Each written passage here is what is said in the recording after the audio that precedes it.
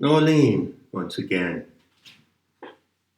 and greetings to all who care and dare to listen. It's 4 o'clock in the morning on the 26th of July, 2022. That's the chair creaking. And I'm sitting here with the waning moon just before dawn. The waning moon will appear. It's a crescent in the east. It's called the crescent of the left hand because when you hold up your left hand and you make an arc or a curve with your forefinger and your thumb, it mimics the shape of the moon. The sunset crescent that you see in the west at the beginning of the lunar cycle is called the crescent of the right hand because you make that mimicking gesture with your right hand. These lunar cycles have deep significance in planetary tantra, in the practices that I do and others do and have been doing around the world for some years now. So we speak of the last 7 days of the lunar cycle as being in completion. Specifically, you are in completion with the Dakini or Devata who oversees that monthly cycle. And how can you identify who that is?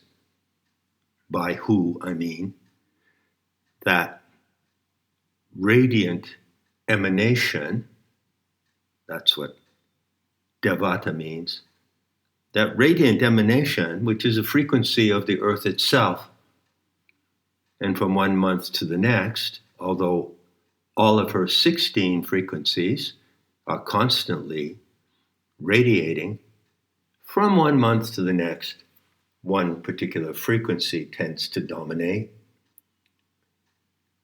And you can identify which one that will be by looking at where the crescent moon in the west, the new moon, stands against a constellation, because each of the 13 constellations in the sky correspond in one way or another to these devatas, which are telluric frequencies of the Earth Mother.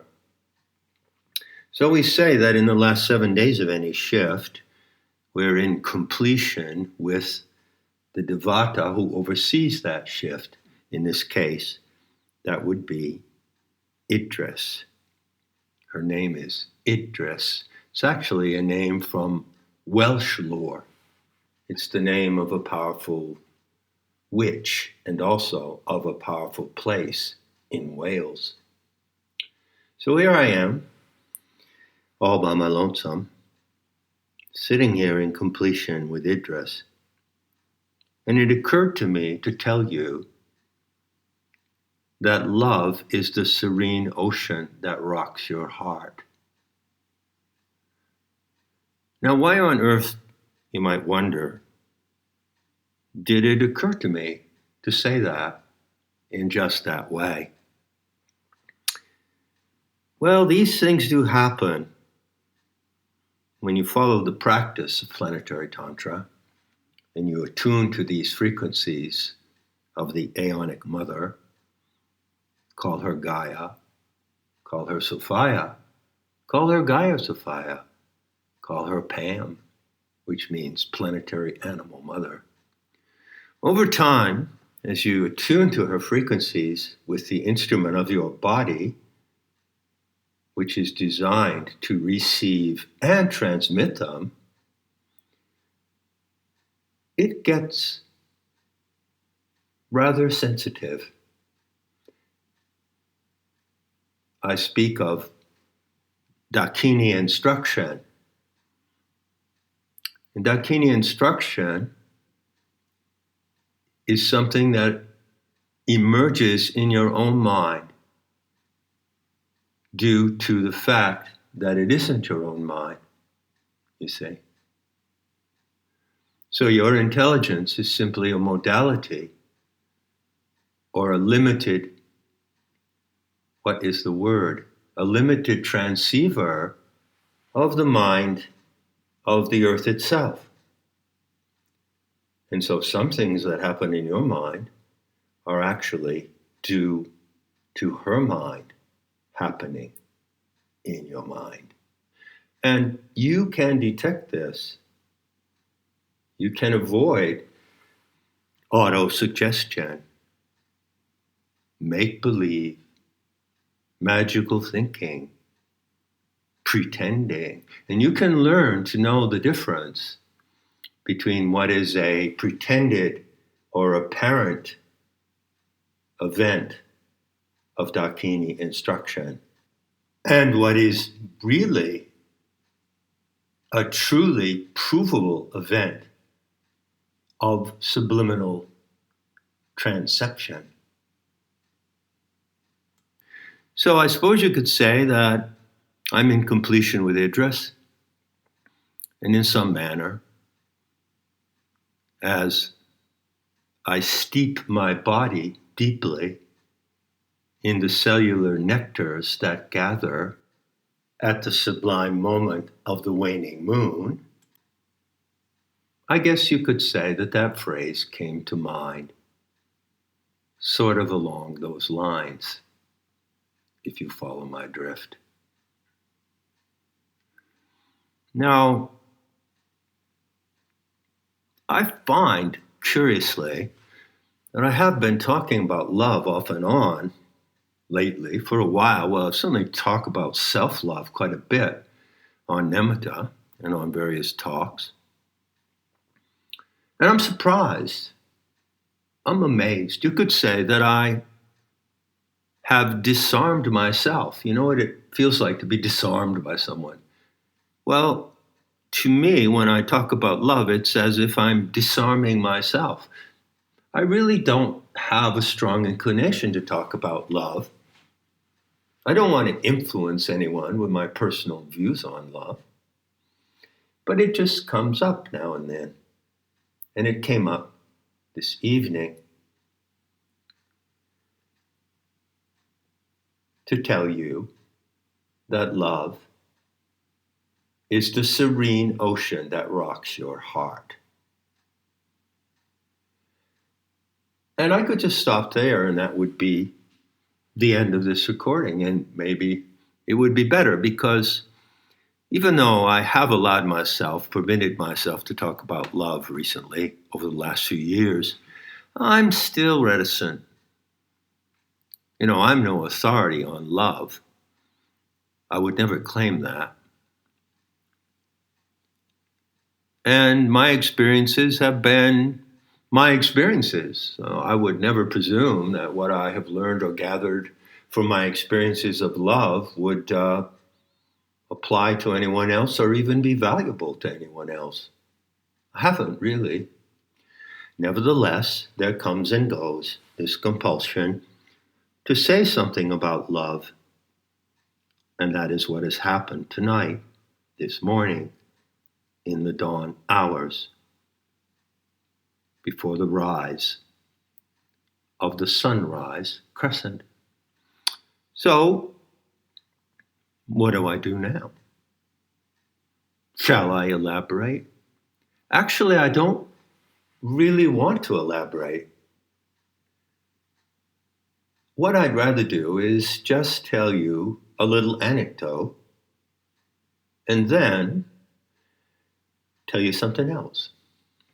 So here's the anecdote. About a month ago, I was sitting around in the place where I can be found, and it must be true because it rhymes, with 3 other people. We were in the kitchen. It was in the morning. And I popped out a question. I said, define love. Give me your definition of love. We were just sitting there having coffee in the morning.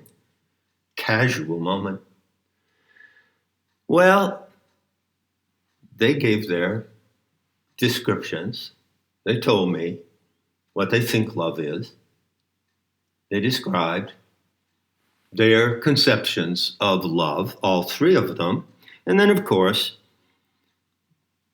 the conversation came around to me, and it was my turn to say what I think love is. And I said, emptiness. So that's the anecdote. Now, maybe that needs commentary. Maybe I would be better having made that assertion that love is emptiness if I explained myself, if I made at least some kind of commentary about that statement. But I'm not going to do that. Instead, I'm going to tell you a little parable. It has rather a long title, but it's short. The title is The Lotus on the Ocean of Supreme Bliss. Now, in order to tell this parable, I invite you to envision the ocean with me. What does the ocean of supreme bliss look like? Well, suppose that we're kind of floating over the surface of a vast body of water, like the ocean, like you can see if you're far out in the sea where there is no land. You can see all around, full circle, 360 degrees, to the rim of the ocean, which of course has no rim. And to assist the visualization, while we kind of picture ourselves, floating over it and looking down. Now, this is a deep ocean, and it contains a lot of power, so it can be enormously turbulent, and there can be massive waves rolling across the ocean, massive swells. But as you and I see it now, strangely perhaps, it is perfectly calm. And the surface of this ocean of infinite bliss is as smooth as a black mirror, like a calm lake. But it is an infinite ocean of infinite depth. Never forget that. And there, floating in the center of the ocean, is a large white lotus. Now, let's hone in and look at what the lotus is doing. It's floating, not moving, but just floating in one position on this mirror-like, perfectly flat, serene surface of an infinite ocean of infinite depth. And as we look at it, we notice that it does what lotuses do. And what do lotuses do? What do hearts do? What does your heart do? Well, it opens and it closes, doesn't it? Now, of course, the physical heart also opens and closes. It has those two actions. What are they called? The systole and the diastole, something like that. So your heart beats. And the chambers, the four chambers, open and close. But of course, the lotus is a lotus. It's a flower that's capable of closing up into a tight vertical column. And then it's capable of opening and spreading its petals so that they are fully open and fully horizontal. So picture those two actions of the lotus. It closes tightly, and then it opens broadly. And it closes, and it opens as it floats on the ocean of infinite bliss. But what exactly is this lotus doing?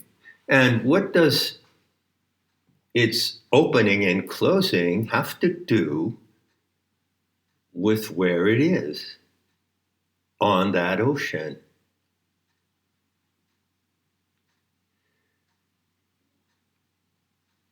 Why does the lotus open? And then why does it close again? Why doesn't it just remain entirely closed or entirely open? What about this mysterious behavior of the lotus? Well, the parable says that the lotus, flower, petals, contain dew and pollen.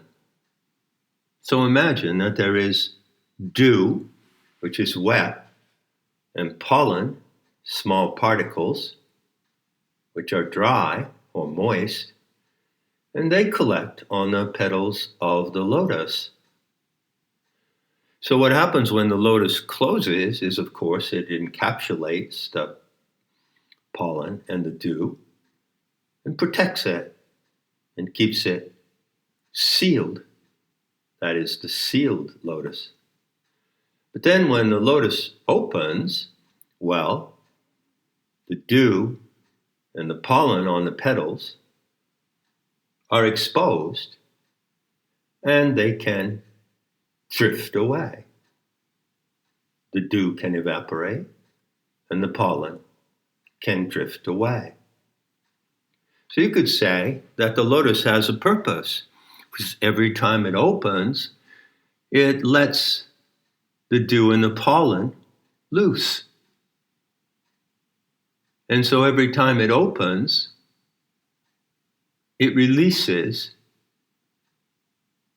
those precious substances that are collected on it, on the petals. But then again, when it closes, it gathers up those same precious substances. The dew that might be compared to the nectars of life, the water in your body, the liquid element, and the pollen that might be compared to carbon dust, stardust, as it has been called. So the lotus does this, and the parable wants you to ask a question. How does the lotus feel when it's doing this, and how do you feel when you are doing the equivalent? Well, it's quite simple.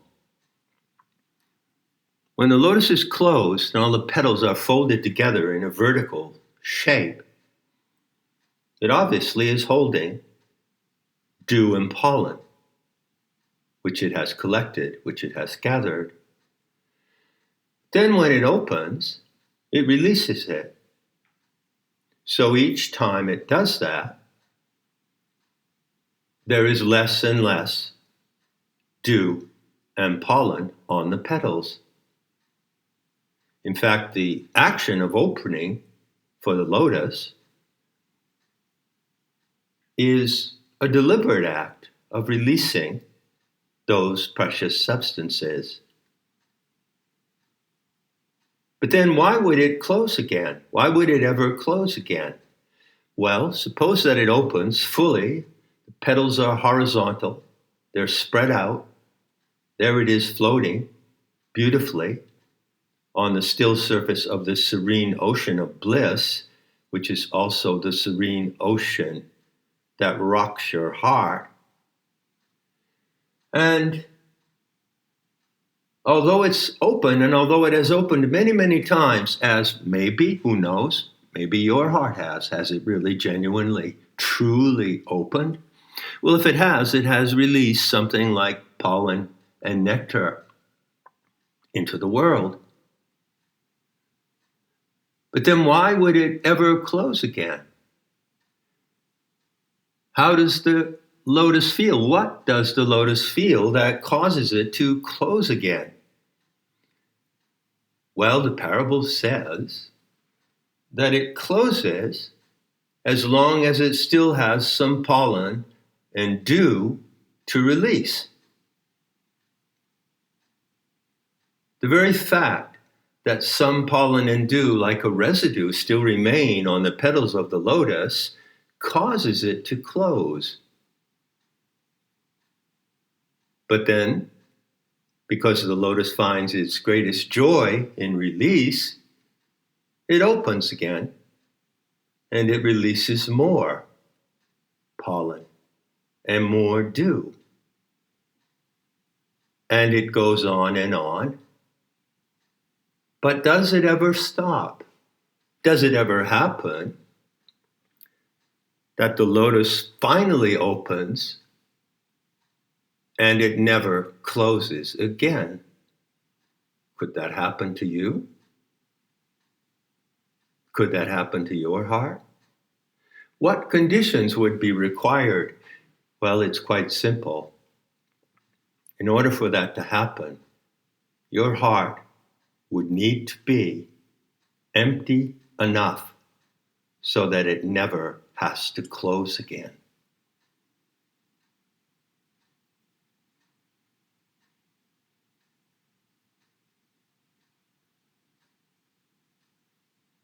So there is the lotus, and there is love as emptiness.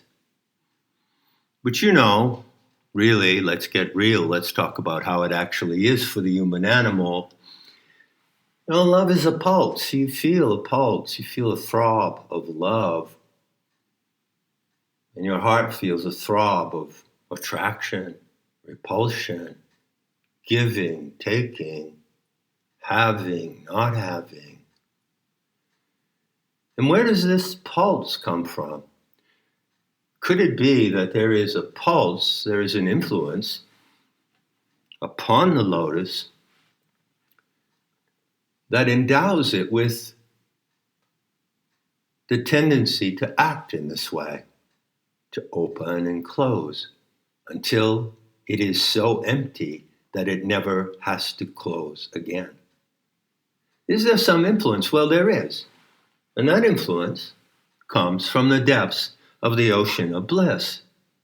You see, the surface of the ocean is serene, like a flat mirror, and the depths of the ocean are infinite, even though you know that there is great power in those depths, the power to release tremendous waves and turbulence.